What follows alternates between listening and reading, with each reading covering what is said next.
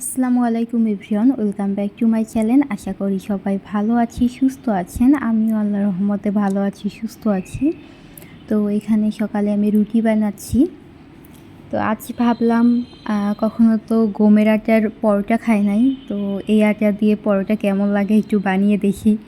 তো বানাচ্ছিলাম, ওই যে সাদা আটার মতো পরোটা হচ্ছিল না, কিন্তু হয়েছে, মোটামুটি ভালোই হয়েছে।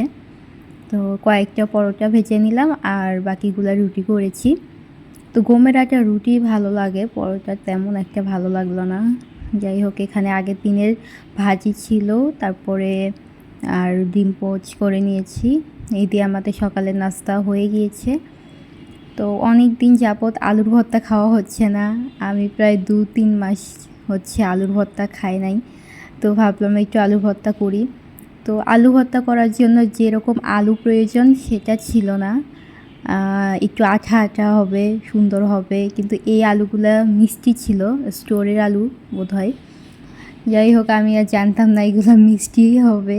তো আলু ভর্তা করে নিয়েছি, খাওয়ার সময় দেখি মিষ্টি মিষ্টি লাগতেছে। যাই হোক, তাও অনেক দিন পরেই খেলাম, ভালোই লাগলো। তো ডিম ভেজেও নিয়েছিলাম, তারপরে খাওয়া দাওয়া করে ঘুম দিয়েছিলাম।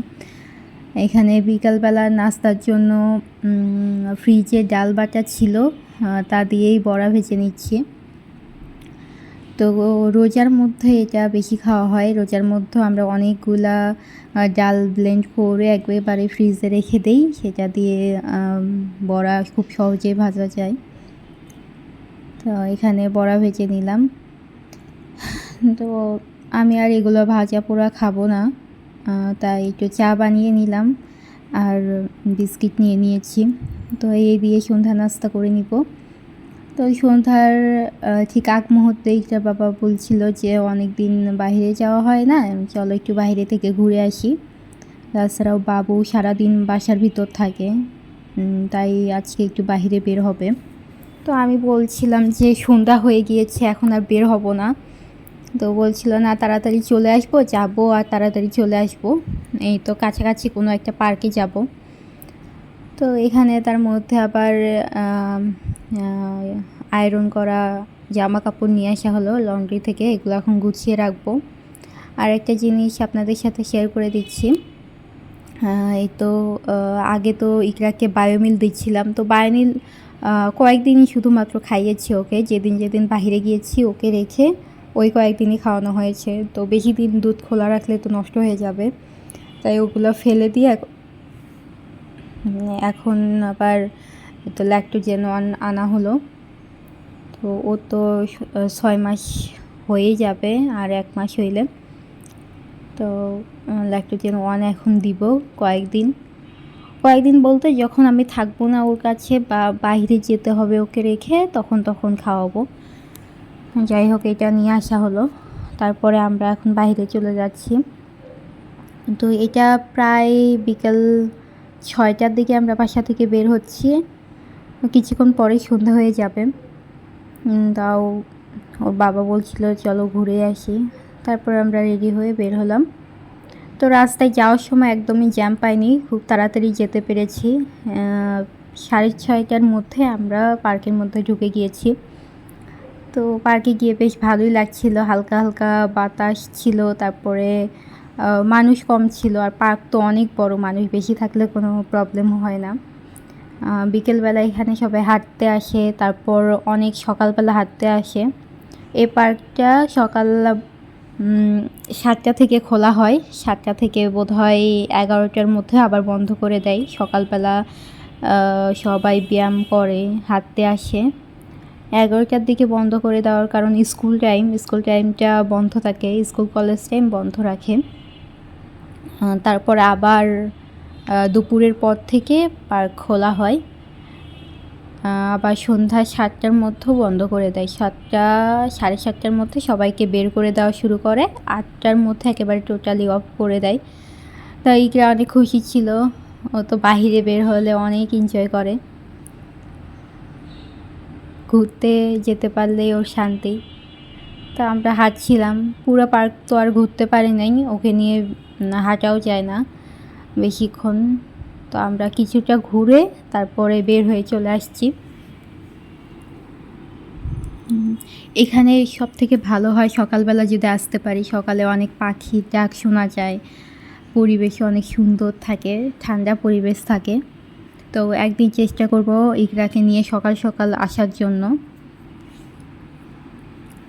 তারপরে ও যখন একটু বড় হবে তখন তো রেগুলারই আসা হবে, একদিন পর পর বা প্রতিদিনই আসা হবে, যেহেতু পার্কটা আমাদের বাসার কাছেই।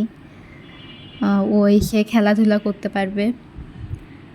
তারপরে হাঁটতে হাঁটতে চলে আসলাম এই তো ভাইরাল ব্রিজ।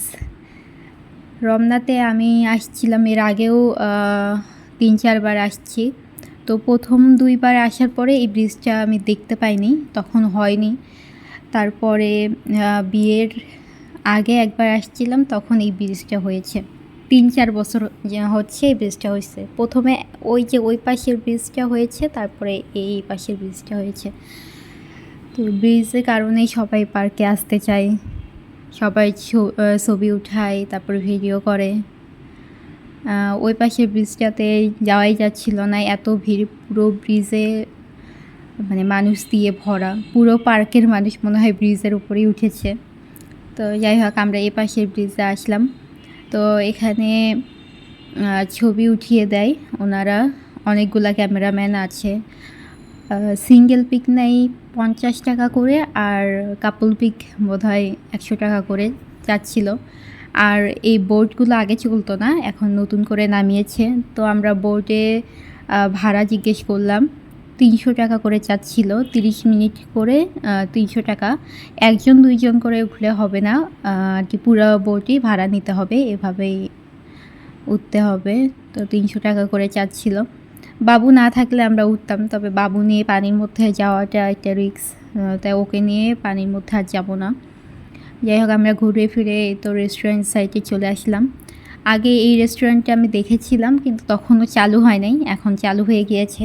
খাবারের মান কেমন জানি না। তারপরে আমরা আর বসলাম না, প্রায় 7:30 বেজে যাচ্ছিল। তো গার্ডরা সবাইকে একে একে বের করে দেওয়া শুরু করেছে। তারপর আমরা বের হয়ে চলে আসলাম। যাওয়ার পথেই তো দক্ষিণা কিচেনে একটু বসলাম। তো বললো যে খাবার পার্সেল করেই নিবে, রাত হয়ে যাচ্ছে। তাই খাবার পার্সেল করে নিয়ে চলে আসলাম।